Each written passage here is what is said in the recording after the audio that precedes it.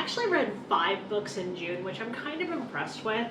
I have not read that many books in a month in a very long time, so I wanted to go through and review the books that I wrote and talk a little bit about them. If you are new here, hi, my name is Mahak Naresh. I have been intermittently vlogging about books on the internet for a very long time, and I'm trying to take it a little bit more seriously this year. So welcome if you're new, and if you're returning, hi, it's good to see you.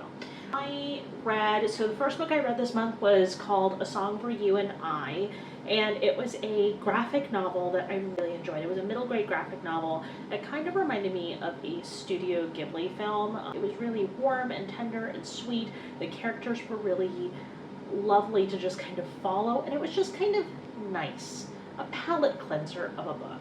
I also decided that I was going to finish up 2 books that I had started earlier in the year and had just not gotten around to finishing. If you have seen my Rides and Reads series, I had started both those books on a Rides and Reads vlog, and I just hadn't gotten a chance to finish the books up. So one was A Lady for All Seasons by TJ Alexander. I feel like I've read another one of their books. I cannot remember honestly, but I read A Lady for All Seasons, which is a screwball farce comedy that is Regency, and it's just fun. Like, if you are looking for a fun Regency romance, I can't recommend it enough. I gave that book 5 stars. I also gave A Song for You and I 5 stars.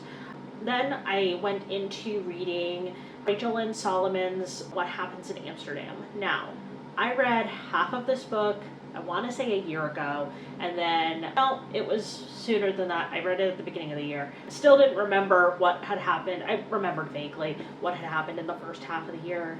I hadn't remembered the rest of it.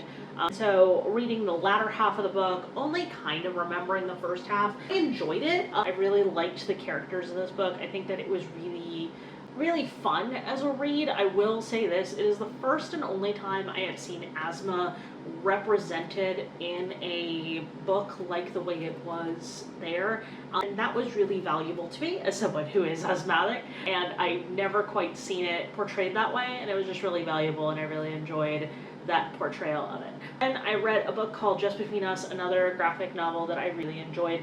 I had not otherwise read a bunch of graphic novels, but I really enjoyed this one, and I found it to be just a fun, young adult graphic novel. I don't know if I would rate it again, but I did give it 5 stars as well. I'm pretty liberal with the 5-star reads, and maybe I should be a bit more discerning, but I recently went through and read some of my reviews from 8, 9, 10 years ago, and I was so much more nitpicky then. So I think that has course corrected so dramatically now, where I am really liberal with a 5-star read. So Just Between Us was very good. I very much enjoyed it. It was a sapphic YA graphic novel.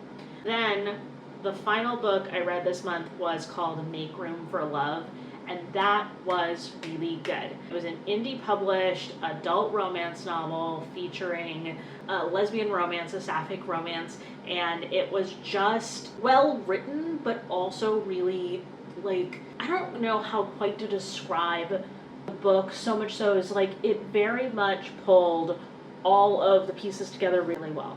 So the book is about a trans woman who is being kind of chased out of a bar by her ex-boyfriend and is rescued by a woman who kind of intervenes in the situation and then almost immediately invites her to move in with her, and the two of them fall in love with each other, and the backdrop of the story is that the one of them is in grad school and is trying to start a union with her peers. The woman that she moves in with is also part of a union, so the two of them are kind of working together, and it was just so fun to read this. Now I will say that the love story and the plot probably the plot could have been one story and you could have read it 100% and not needed the romance to it. The romance could have existed independently from the plot, and both those stories could have, but the fact that they were happening interdependently and it all tied together really well. I really enjoyed Make Room for Love by Darcy Lau, and probably, one of my favorite books of the year. I find that there are some books that are just this was really good, and I can discern that over like, this is going to be in my top 5 of the year versus like a 5-star that wouldn't be in my top 5 of the year, I guess is the best way to put it. But that is all of the books that I read in June and I really enjoyed. I am looking forward to what I'm reading in July. I haven't quite put together a TBR, but I want to, especially because I recognize that sometimes putting a TBR together helps me actually read the books. And I have so many books floating around right now that are just not organized in any way, not put together in any way, so I really need to sit down and put together a July TBR. 2 questions for you as I leave you. One, what was your favorite book of the month of June? I would love to know. Let me know in comments. And then 2, what is on your July TBR? Again, would love to know, would love to see what you are reading. That's all for today. Bye.